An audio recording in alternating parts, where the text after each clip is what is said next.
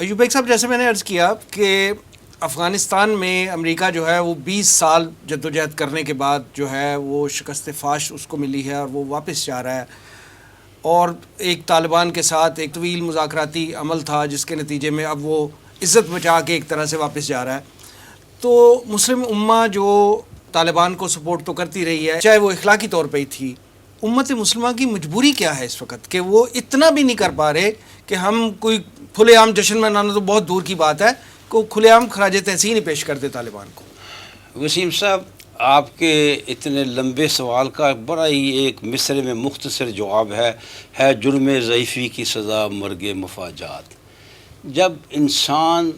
معاشرہ، قوم، ملک جب کمزور ہوگا، جب ضعیف ہوگا، جب کسی کو جواب دینے کے قابل نہیں ہوگا، تو وہی ہوگا جو ہو رہا ہے۔ اصل میں تو امت مسلمہ کا اصل جرم یہی ہے نا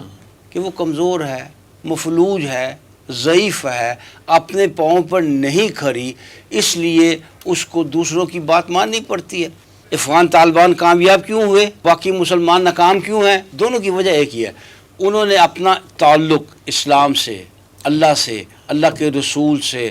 اور قرآن سے اور سنت سے باندھا۔ ہم نے یہ سارے تعلق، یعنی باقی مسلمانوں نے یہ سارے تعلق توڑے،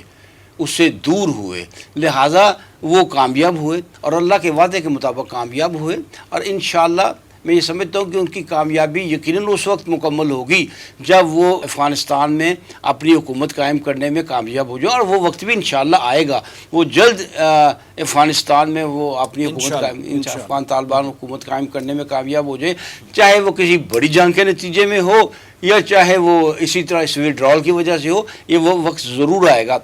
امت مسلمہ کا معاملہ یہ ہے کہ وہ خوف زدہ ہے، اور خوف زدہ کیوں ہے؟ اسلام سے دور ہونے کی وجہ سے۔ اس دوری کی وجہ سے وہ خوف زدہ ہے۔ وہ سمجھتے ہیں کہ اگر ہم نے افغان طالبان کی تحسین کی، ان کے حق میں بات کی، تو جو اس دنیا کے بڑے ہیں نا، وہ ہم اقتدار چھین لیں گے، وہ ہمیں مروا دیں گے، بلکہ اقتدار چھین لیں۔ انہیں اپنے اقتدار کی ہے، انہیں اپنی زندگیوں کی ہے، وہ اس وجہ سے وہ اتنی جرأت ابھی نہیں پیدا کر سکے کہ اپنی زندگیوں کو داؤ پر لگا کے، اپنے اقتدار کو داؤ پر لگا کے اس بڑے دشمن کی آنکھوں میں آنکھیں ڈال کر وہ بات کریں، لہٰذا وہ خاموش ہیں، بلکہ سوئے ہیں۔ البتہ میری ایک فیلنگ ہے، پرسنل فیلنگ، اللہ کرے صحیح ثابت ہو، یا میری یہ خواہش ہے، ہو سکتی ہے، وہ یہ کہ یہ جو افغان طالبان اب ایک فتح کی طرف بڑھ رہے ہیں، مکمل فتح کی طرف بڑھ رہے ہیں، اس کا اثر ہوگا باقی امت مسلمہ پر۔ دوسری بات، اسرائیل جو اس دفعہ وہ اہداف حاصل نہیں کر سکا جو پہلے حملوں میں، وہ پہلی جرپوں میں اس نے حاصل کیے تھے، میری نظر میں اس قدر کامیاب نہیں ہوا جس قدر کامیاب وہ اس سے پہلے حملوں میں ہوا تھا۔ ان دونوں کی وجہ سے میرے خیال میں امت مسلمہ سوئی تو ہوئی ہے، کوئی تھوڑی سی ہلائی گئی ہے ان کے دلوں میں، ہاں، یہ اسے سمجھ آئی ہے کہ اسرائیل کو بھی جواب دیا جا سکتا ہے، اسے سمجھ آئی ہے کہ اگر ہم نہ کرے تو نہ کرے، کوئی ہے جو امریکہ کو بھی جواب دے سکتا ہے۔ لہٰذا میں سمجھتا ہوں کہ اس وقت وہ بالکل جو ہے نا، جیسے وہ